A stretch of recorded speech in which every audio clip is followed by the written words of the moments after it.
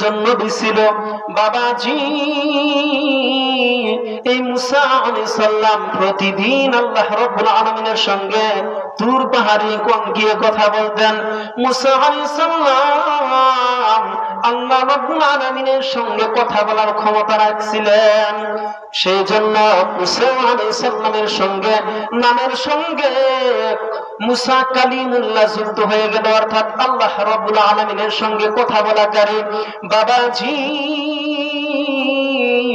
এই মুসা আলাইহিস সালাম আল্লাহ রাব্বুল আলামিনের সঙ্গে কথা বলেন একদিন, দুই দিন, তিন দিন, এভাবে অনেকগুলো বছর যখন কথা বলতেছিলেন, হঠাৎ করে মুসা আলাইহিস সালাম আল্লাহ রাব্বুল আলামিনের সঙ্গে কথা বলার এক ফাঁকে জিজ্ঞাসা করে ফেললেন, মাবুদ, তোমার কাছে আজকে একটা জিনিস আমি জানতে চাই। মুসা আলাইহিস সালাম আল্লাহ রাব্বুল আলামিনকে বলতেছেন, তোমার কাছে একটা কথা জানতে চাই, তুমি কিন্তু রাগ হও না। আল্লাহ রাব্বুল আলামিন বলতেছেন, তুমি কি কথা জানতে চাও?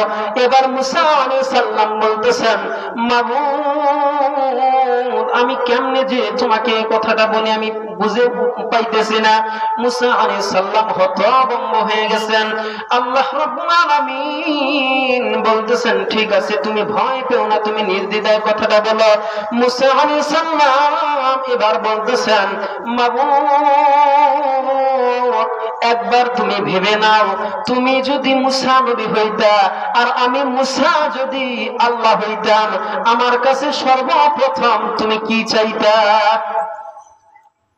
মুসা আলাইহিস সালাম বলতেছেন, মাবুদ, তুমি যদি মুসা নবী হইতা আর আমি যদি আল্লাহ হইতাম, আমার কাছে তুমি সর্বপ্রথম কি চাইতা?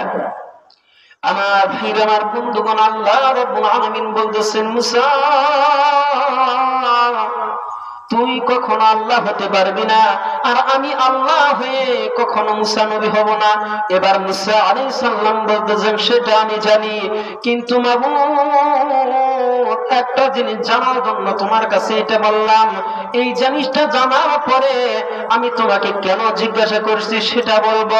মুসা আলাইহিস সালাম তো নাছরবান্দা ছাড়ে না, কোনোভাবেই ছাড়ে না। আল্লাহ রাব্বুল আলামিনকে বলতেছেন, একবার ভেবে নাও, তুমি যদি মুসা হইতা, আমি যদি আল্লাহ হইতাম, তোমার আল্লাহর কাছে তুমি কি চাইতা? এবার আমার ভাই, আমার বন্ধুগণ, আল্লাহ রাব্বুল আলামিন বলতেছেন, মুসা রে,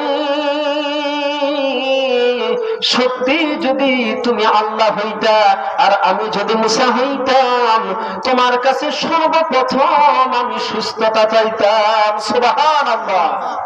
তাহলে দেখেন সুস্থতাটা কত বড় নিয়ামত।